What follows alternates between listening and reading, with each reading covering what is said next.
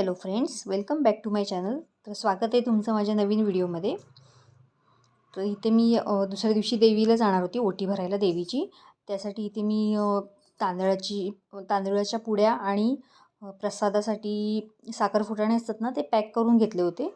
कारण की मी ओटीचं साहित्य ना ते पॅक करत होती. म्हटलं प्रत्येक ठिकाणी मग ते तांदूळ काढा, प्रसाद काढा, ताटात ठेवा, ते सगळं वेळ जातो तिथे.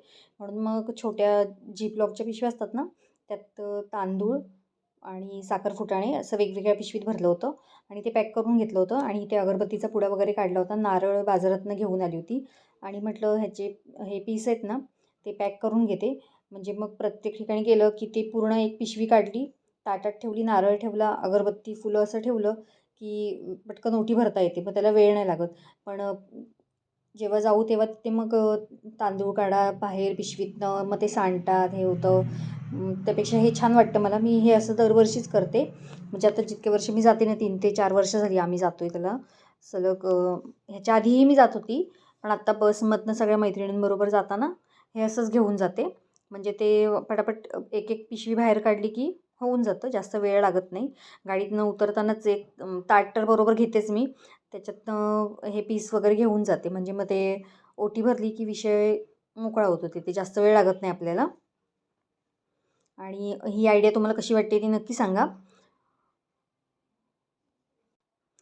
तर दुसऱ्या दिवशी आम्ही जाणार होतो नवदेवीच्या दर्शनाला. तिथे तर जेवढ्या होतील तेवढ्या, आणि पुन्हा मग आमच्या इथे आहेत आजूबाजूच्या, तिथे पण मला जायचं आहे. तर इथे मग एकूण मी 14 पिसं आणली होती. मग ती 14 ते 15 पिसं होती मला वाटते. मग तेवढी सगळी पिसं पॅक करून, हे बघा हे असं पॅक केलं होतं. आणि ते सगळं घेऊन मग पिशवीत वगैरे भरलं आहे का, आणि ते घेऊन मग दुसऱ्या दिवशी आम्ही जाणार होतो सकाळी देवीच्या दर्शनासाठी. आणि इतकं सुंदर दर्शन झालं ना प्रत्येक देवीचं. ओटी वगैरे भरताना अजिबात धक्काबुक्की नाही, खूप छान वाटलं. फुलं वगैरे घेतली होती. आणि हे बघ गणपती बाप्पाचं मंदिर आहे आमच्या इथलं, खूप छान आहे. तर तिथे दर्शन घेतलं सकाळी. त्यानंतर आम्ही गाडीत बसलो. हॅलो, गुड मॉर्निंग सर्वांना. तर आम्ही निघालो आहे तर देवीची ओटी भरायला, 9 देव्यांची ओटी भरायला. तर बघूया आपण पुढे काय काय कुठे कुठे जातो आहे ते दाखवते मी तुम्हाला. झोलाई मंदिरला आलो आहे आम्ही सगळ्यात आधी. असं ओटी जी तयार करून ठेवली होती ना, ती घेऊन आलेली इथे.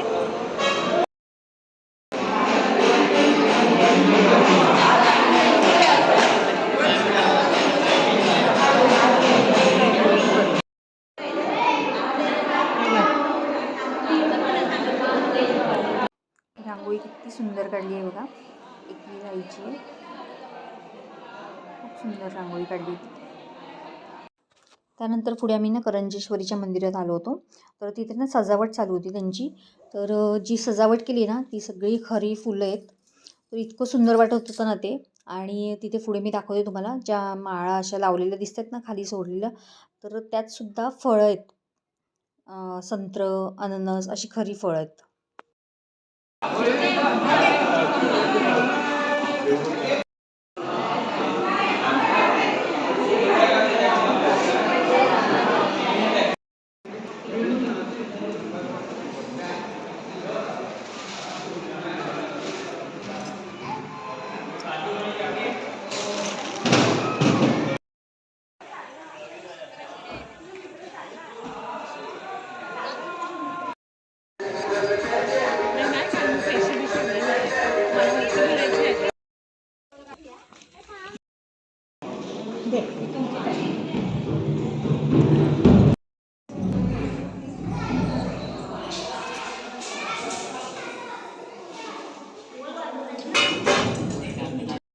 त्यानंतर आम्ही महालक्ष्मीच्या मंदिरात गेलो. इतकं सुंदर शांत असं मंदिर आहे ना.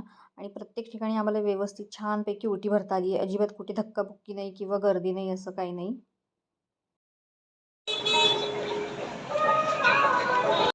त्यानंतर पुढे आम्ही ना त्र्यंबकच्या मंदिरात गेलो होतो, जिथे शारदा देवी आहे. तर हे सुद्धा खूप छान आहे मंदिर. आणि सकाळी पहाटे जवळपास 4:30-5च्या दरम्यान मी उठली होती, डबा वगैरे बनवण्यासाठी, तयारी करण्यासाठी. कारण की श्रीचा डबा करायचा होता, ह्यांचं जेवण करायचं होतं. त्यानंतर मला नेण्यासाठी डबा, मग ह्यांना भाजी चपाती केली होती, श्रीला पण भाजी चपाती.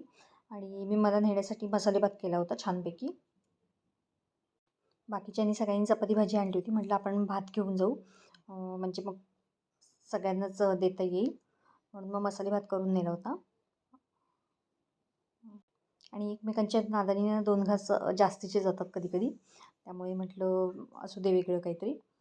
आणि रांग तर बघा नंतर इथे रांग वाढत गेली जसजसं टायमिंग होत गेला तसं. आणि ही माझी मैत्रीण आहे आणि तिच्या मुली, तुम्ही बघितलं असेल बऱ्याच व्हिडिओमध्ये यांना. कोकणातला सुंदर असा निसर्ग आणि घाट, प्रत्येक ठिकाणी आमच्याकडे वळणं आहेत आणि घाटाचा रस्ता आहे, तर खूप छान वाटत होतं प्रवास करताना.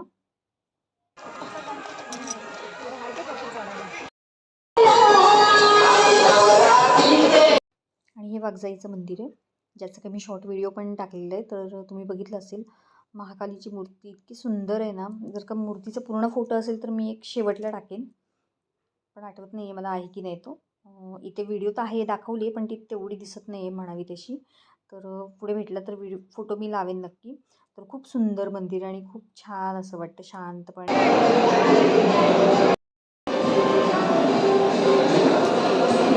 आणि इथे या मंदिरात आलो तेव्हा आम्हाला पावसाने गाठलं होतं. त्यानंतर पाऊस जो सुरू झाला तो काही थांबायचं नावच घेत नव्हता.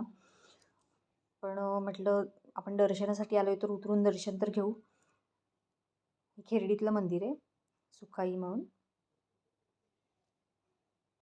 आमच्या कोकणात नक्की आहे तुम्ही फिरण्यासाठी. खूप छान मंदिरं वगैरे बघण्यासाठी आहेत. खूप छान वाटतं फिरताना पण.